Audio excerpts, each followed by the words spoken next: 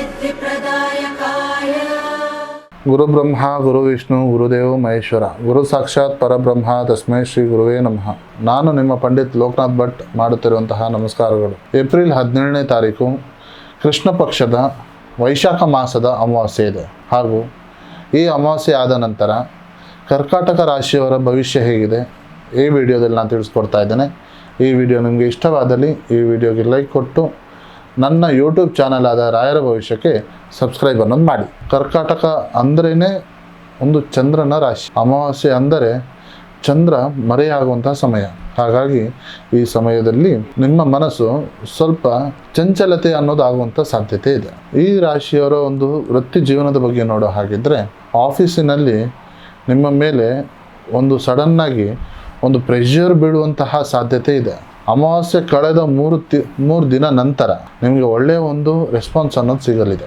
ನಿಮ್ಮ ಒಂದು ಐಡಿಯಾಸ್ ಏನಿದೆ ಬೇರೆಯವ್ರ ಹತ್ರ ಶೇರ್ ಮಾಡ್ಕೊಳ್ಳಿಕ್ಕೆ ಹೋಗಬೇಡಿ. ನೀವು ಮಾಡಿರುವಂಥ ಕೆಲಸಕ್ಕೆ ಬೇರೆಯವರು ಒಂದು ಕ್ರೆಡಿಟ್ ತಗೊಳ್ಳುವಂಥ ಸಾಧ್ಯತೆ ಇದೆ. ಸ್ವಲ್ಪ ಜಾಗೃತರಾಗಿರಿ. ಇನ್ನು ವ್ಯವಹಾರದ ವಿಚಾರದ ಬಗ್ಗೆ ನೋಡೋ ಹಾಗಿದ್ರೆ, ರಿಯಲ್ ಎಸ್ಟೇಟು ಅಥವಾ ಹಾಲಿನ ಬಿಸ್ನೆಸ್ ಮಾಡುವಂಥ ವ್ಯಕ್ತಿಗಳಿಗೆ ಇದು ಒಳ್ಳೆಯ ಸುವರ್ಣ ಅವಕಾಶ ಅಂತ ಹೇಳ್ಬೋದು. ಹಳೆಯ ಇನ್ವೆಸ್ಟ್ಮೆಂಟಿಂದ ನಿಮಗೆ ಲಾಭ ಸಿಗುತ್ತದೆ. ಪಾರ್ಟ್ನರ್ಶಿಪ್ ವ್ಯಕ್ತಿಗಳು ಇರುವವರಿಗೆ ಒಳ್ಳೆಯ ಉತ್ತಮವಾದ ವ್ಯವಹಾರವನ್ನು ಇಟ್ಕೊಳ್ಳಿ. ಇನ್ನು ಆರ್ಥಿಕ ವಿಚಾರದ ಬಗ್ಗೆ ನೋಡೋ ಹಾಗಿದ್ರೆ, ಸಡನ್ನಾಗಿ ದುಡ್ಡು ಖರ್ಚಾಗುವಂಥ ವಿಚಾರವಿದೆ ಅಥವಾ ಮನೆಯಲ್ಲಿ ತುಂಬ ಖರ್ಚಾಗುವಂಥ ವಿಚಾರಗಳಿದೆ. ಜೋಪಾನವಾಗಿ ಇರಿ. ಹಾಗಾಗಿ ಇವಾಗಲೇ ಸ್ವಲ್ಪ ಸೇವಿಂಗ್ಸ್ ಅನ್ನೋದು ಮಾಡಿ. ಯಾರಾದರೂ ದೊಡ್ಡ ಪ್ರಮಾಣದಲ್ಲಿ ದುಡ್ಡಿನ ಆಸೆಯನ್ನು ಹುಟ್ಟಿಸಿ ಅವರ ಮೇಲೆ ಇನ್ವೆಸ್ಟ್ಮೆಂಟ್ ಮಾಡೋದಕ್ಕೆ ಪ್ರಯತ್ನ ಪಡೋದಕ್ಕೆ ಹೋಗಬೇಡಿ. ಅದರಿಂದ ನಿಮಗೆ ತುಂಬ ಹಣದ ನಷ್ಟ ಅನ್ನೋದಾಗುತ್ತದೆ.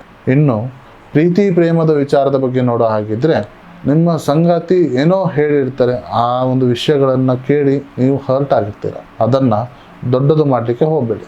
ಜಗಳ ಆಡಿದ ನಂತರ ಕೂತು ಮಾತಾಡಿ ನಿಮ್ಮ ಸಮಸ್ಯೆ ಬಗೆಹರಿಯುತ್ತದೆ. ಯಾರಾದರೂ ಒಂಟಿಯಾಗಿದ್ದರೆ ಹಳೆಯ ಪ್ರೇಮಿಯ ಒಂದು ಸಂಬಂಧ ಈಗ ಬರುವಂಥ ಸಾಧ್ಯತೆ ಇದೆ. ಆದರೆ ಹಳೆಯ ತಪ್ಪುಗಳನ್ನು ಈಗ ಮಾಡಲಿಕ್ಕೆ ಹೋಗಬೇಡಿ. ಇನ್ನು ಕುಟುಂಬದ ವಿಚಾರದ ಬಗ್ಗೆ ನೋಡೋ ಹಾಗಿದ್ರೆ, ತಾಯಿಯ ಆರೋಗ್ಯದ ಬಗ್ಗೆ ಗಮನವನ್ನು ಕೊಡಿ. ಮನೆಯಲ್ಲಿ ಮಕ್ಕಳ ವಿದ್ಯಾಭ್ಯಾಸಕ್ಕೆ ಒಂದು ಉತ್ತಮವಾದ ದಾರಿಯನ್ನು ಕಂಡುಕೊಳ್ತೀರ.